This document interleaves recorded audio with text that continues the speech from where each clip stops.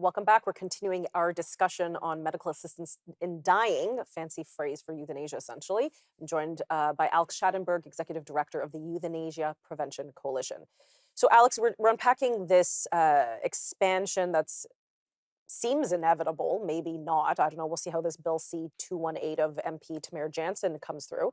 But it seems by, as I said, I think 2027, we're going to see mental illness as a sole requirement for requesting MAID.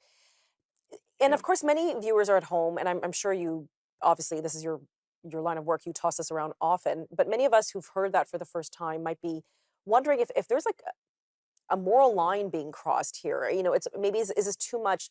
If we're not offering enough supports to help people live the best life they can, are we then offering MAID because they feel they have no other choices, no other options? Like, what are the ethical implications of something like that?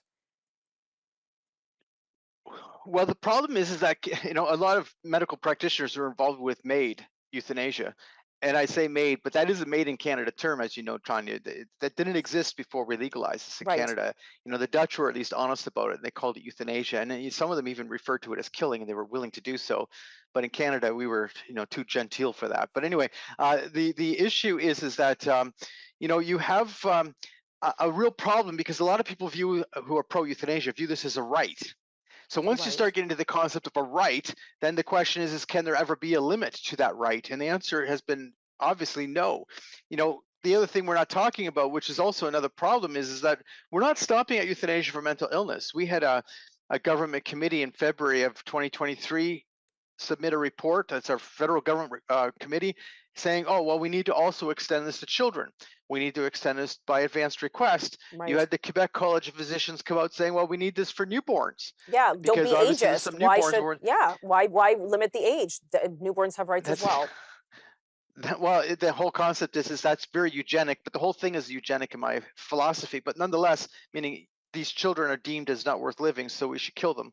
But the fact of it is that once you say it's okay and then you say, oh, there's a type of a right to do this, well, how can you limit someone's right? And how can you say that A can have it, but B can't have it? And this has become the problem. And even with the euthanasia for mental illness, if you look at the pro euthanasia website, they're talking about this as being discrimination to deny it to these people with mental illness. It doesn't matter that the person with mental illness might not be cognitively really capable of understanding what they're fully asking for, or they might be going through such mental pain and anguish at this moment that they can't see beyond that. It doesn't matter because it's their right and we should kill them anyway. And this is the kind of It's thing you're getting. It's as crazy as it is. but it is crazy. And I'll mention this because it just came to my mind. On the way to the studio, I was listening to a podcast because I'm going to be doing another show on fertility rates in Canada, and we were going through the history of at one point, you had members of parliament like Agnes MacPhail, and I believe even if I get this wrong, I apologize, but Yeah. Tommy Douglas, they were advocating Oh, yeah. regimes that would sterilize Yeah. those with alcoholism or mentally ill, say the Right. unsavories that were determined at that time. This is like history repeating itself 100 years later. Right. Douglas, and people would hate for me to say it, but it's true. You just have to Google it and start reading about it. He was a strong eugenicist, and a lot of this is about that certain lives should not have a right to live, and that's what a lot of this philosophy comes from. The average person doesn't look at it that way, though. The average person would say, I wouldn't want to suffer. And Right. guess what? I don't want you to suffer either. I want you to receive proper care. What's actually happened, though, is that we've undone the proper type of care that we have because palliative care has actually gotten worse since we legalized MAID. And Really? there's a couple of reasons for it, but well, once you mix the two, you have a problem. First of all, quite a few of our palliative care physicians and nurses left the field Yes. because they were being told they had to participate in MAID, and they were saying, I didn't become a doctor to do that, so I'm not going to do that anymore. So quite a few of them actually left. So then you have new people coming in, and they're being told they have to be complicit with killing people.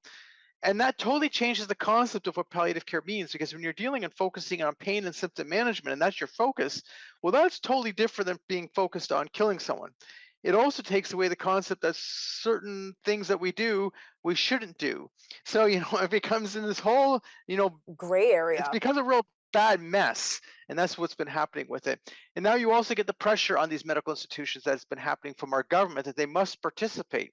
So that also changes the nature of the care they're receiving. So you even see the Catholic hospitals being pressured to participate, and that would, of course, in the very beginning was seen as a ridiculous concept, but now it's becoming normalized. Also, that they're saying, Yeah. well, if you receive money, you must participate.